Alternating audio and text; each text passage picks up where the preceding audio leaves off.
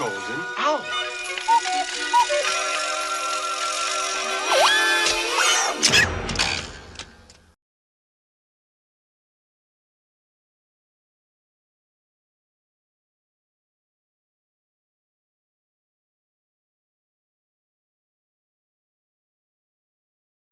In this video, I'm going to try to articulate the argument in an easy way to understand. Because if you're a theist, then it's important to understand this argument because when understood correctly, it is impossible to refute. If you don't believe in a god, then it would probably be a good idea to understand it, so you don't appear foolish by misunderstanding it. To start, here's how the modal ontological argument works. Premise 1. It is possible that God exists. Premise 2. If it is possible that God exists, then God exists in some possible worlds. Premise 3. If God exists in some possible worlds, then God exists in all possible worlds. Premise 4. If God exists in all possible worlds, then God exists in the actual world. And premise 5. If God exists in the actual world, then God exists. Now, if you're like me when you first heard this, you're probably asking, well, wait, that doesn't make any sense. The logic of some of those premises doesn't add up. That's okay, because we're going to look at it closer so you can understand it. First, you should understand that when philosophers say a possible world, they mean a hypothetical situation. It is generally a way for philosophers to test an idea to see if it's logical by asking, could it exist in a possible world like ours? However, the one thing people seem to misunderstand the most in the argument is how God is defined. Some atheists say we're just imagining God into existence, like this clever bunch.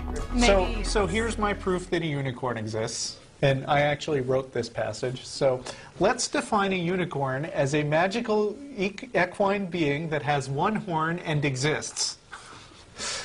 By the above definition, such a being must exist. Therefore, a unicorn exists. Yeah. Okay, so that's the ontological argument. It's very hard to believe that there are people that use that, but there are. Okay, here's the problem. They are falling into the typical error of misunderstanding how God is defined, and because of their ignorance, they are concluding that the argument doesn't work. So we need to look at how God is actually defined and how it differs from how you would define a unicorn. Now, there are three ways to define a being or an entity in the ontological argument. An entity can either be impossible, which means it exists in no possible worlds. An example would be a square circle. An entity can be contingent, which means it exists in some possible worlds. The Persian warrior elite. The deadliest fighting force in all of Asia. The Immortals.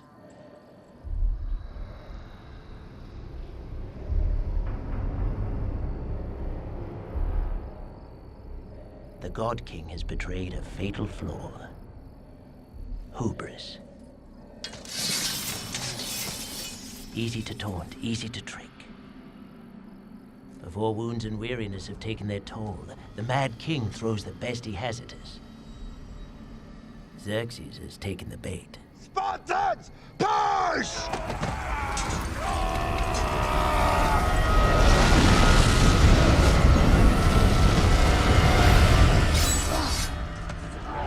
Immortals. We put their name to the test. Premise 1. A person that took hallucinogens does not create new realities. So there must be a distinction between perceived reality and actual reality. Establishes that subjective perception does not determine what is real. Premise 2. For God to be real, he must exist in actual reality. Clarifies that for something to be truly real, it must exist independently of human thought. Premise 3. Concepts can be logically structured, but still don't represent actual reality. This strengthens the distinction between conceptual existence and real existence. A concept can be internally consistent, rational, and well-structured, but still be purely a mental construct. Examples: mathematical objects like imaginary numbers are logically valid, but don't exist in the physical world. Fictional characters like Sherlock Holmes have well-defined traits, but do not exist outside of stories.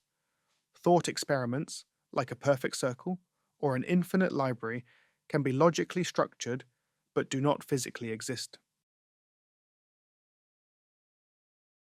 Conclusion: If God is only a concept, then even if the idea of God is logically structured, that does not mean he exists in actual reality. For God to be real, he must exist independently of the human mind, not just as a well-defined idea. Philosophical implications. This argument aligns with the distinction between ontology and epistemology. Ontology asks, what actually exists? Epistemology asks, how do we know things? Concepts exist in the realm of epistemology, but do not necessarily correspond to real entities in ontology. This challenges ontological arguments for God's existence, which rely on logical necessity rather than empirical existence. I explain why ontological arguments based on logical necessity in general don't work, because logical necessity doesn't always represent empirical reality. This specific modal ontological argument, modal means possibility, fails because it excludes the possibility in all possible worlds God doesn't exist. So, unless you claim this is not a possibility, your argument fails. Okay, so let me now correct your argument. Premise number one: it is possible that God exists. It is possible. You should have continue. It is possible that God doesn't exist. Okay, then premise number two: if it is possible that God exists, then God exists in some possible worlds. But then you should have continued. If it is possible that God doesn't exist in all possible worlds, then God doesn't exist in all possible worlds. You left outside one possibility, my dear friend. When you put so much weight in possibilities, you cannot exclude one possibility. God doesn't exist in all possible worlds is a possibility. Why you excluded that? Okay, so that was so I defeated this argument. Now I will use ontology to disprove God. But what is the difference with my argument? And can work is that I'm not using logical necessity. My argument, in fact, is not even deductive. Okay, it's an inductive argument, but it doesn't disprove God in a conclusive sense, but it's very strong evidence against God. Okay, I can use then another method to disprove God with this argument, if you like, but I don't need to, in fact. So let's not talk too much. Let's go to the argument. Guys, because this argument is kind of complex, I will use text-to-speech. Premise 1. If God exists, he exists outside human minds. This establishes that God, if real, is not merely a concept but has an independent existence. Premise 2. If God exists, he must have some essence independent of human mental essence. Even if God is a purely non-physical mind, he must still be a distinct entity with its own essence, separate from human consciousness.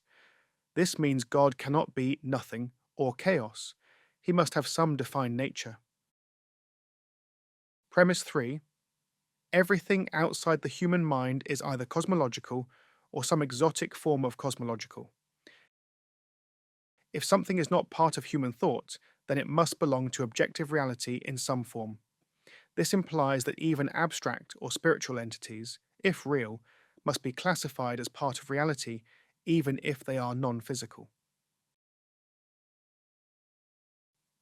Conclusion 1. If God exists, he must be part of cosmology, or an exotic extension of cosmology. Since everything real must fit into reality, God, if real, must belong to some category of existence, even if it's a different mode of being, e.g., timeless, spaceless. This rejects the idea that God is purely conceptual and instead places him in the broader scope of ontology/cosmology. Where it leads, pushing against the idea that God's existence is purely metaphysical or beyond reality in an undefined way. Instead, I argue that if God exists, he must fit into some structured framework of reality, even if that reality is exotic, e.g., outside space and time. I argue that the ultimate reality must be the simplest possible thing. God, as traditionally conceived, is not the simplest possible thing. Something simpler than God, perhaps pure existence, energy, or fundamental laws, is a better candidate for being the foundation of reality. Premise 1. The more fundamental something is, the simpler it should be. The simplest things require the fewest assumptions and have the least internal complexity. The ultimate foundation of reality should be indivisible, irreducible, and not composed of parts. Premise 2. Traditional conceptions of God, omniscient, omnipotent, omnibenevolent, involve extreme complexity.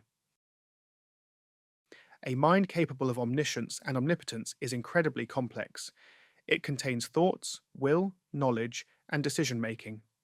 If we define God as a personal, conscious being, then he has an internal structure, making him far more complex than a simple law or a fundamental force. Premise 3. Simpler candidates for the ultimate reality exist. Fundamental physical laws, e.g., quantum fields, energy, or a single principle like pure existence, are simpler than an all-powerful deity. A foundational state of reality that is self-existent but has no intelligence or purpose is conceptually far simpler than an omniscient mind. Conclusion 1. The simplest possible thing is a better candidate for being the ultimate reality than God. If simplicity is a criterion for fundamental existence, then a basic law, force, or energy field is a better candidate than a theistic God. A self-existing field, energy, or brute fact requires fewer assumptions than an intelligent, purposeful, and personal God. Possible objections and responses. Objection 1. Simplicity alone doesn't determine what exists. True, but simpler explanations are preferred in science and philosophy. Occam's razor. A maximally complex being, God, is a less plausible fundamental reality than something simple and undivided. Objection 2. God is not complex. He is a single, unified being. If God has thoughts, knowledge, and decisions, he has some form of internal structure which is more complex than a single law or energy field. Objection 3. Simplicity does not mean mindlessness. Maybe the simplest thing is a mind. Minds, by definition, involve cognition, will, and awareness, which require structured complexity. A non-conscious foundational reality is much simpler.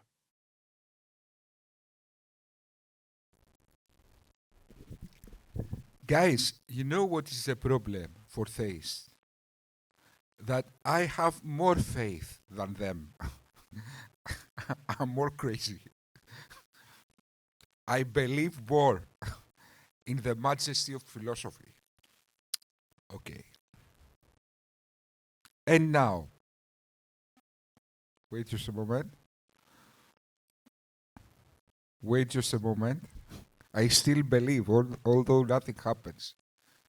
Please. How awkward. But I still believe. I still believe.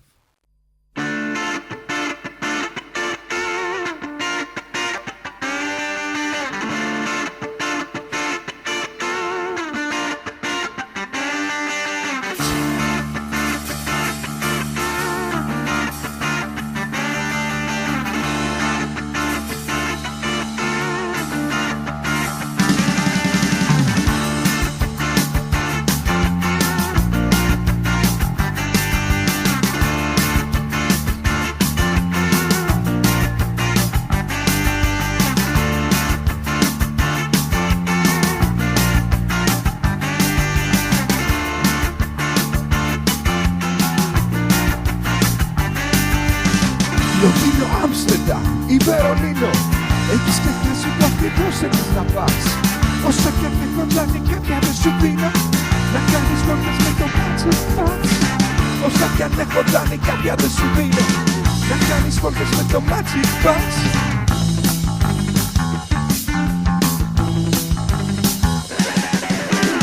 Ταξιδιά ψυχή, κι αν θέλω δίπλα σου είναι δύσκολο να μένω.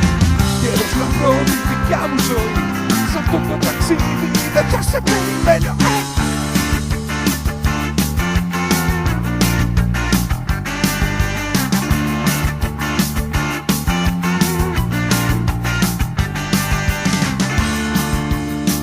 Κάθε βράδυ, ό,τι έχω μέσα μου για σένα θα το σβήσω. Είναι μονόδρομος ο δρόμος που έχεις πάρει και δεν σε βλέπω να γυρίσεις πίσω. Είναι μονόδρομος ο δρόμος που έχεις πάρει και δεν σε βλέπω να γυρίσεις πίσω.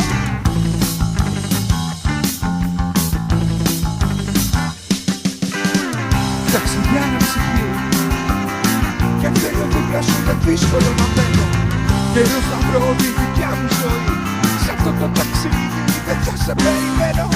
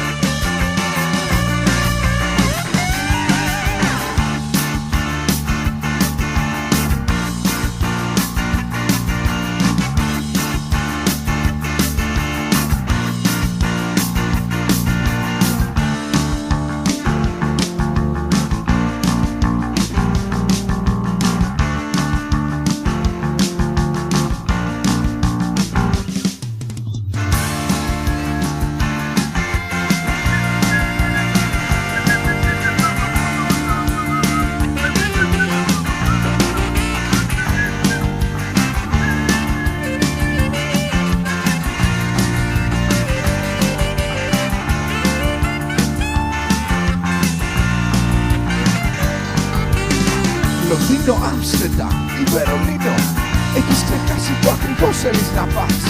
Όσα κι αν έχω κάνει κάποια δεν σου δίνω, να κάνεις βόλτες με το Magic Bus. Όσα κι αν έχω κάνει κάποια δεν σου δίνω, να κάνεις βόλτες με το Magic Bus.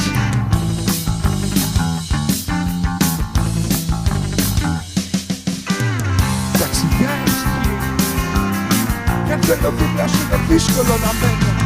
Καιρός να βρω τη δικιά μου ζωή, σ' αυτό το ταξίδι δεν θα σε περιμένω.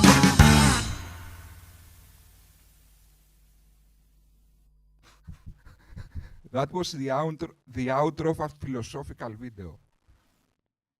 Yes, thank you.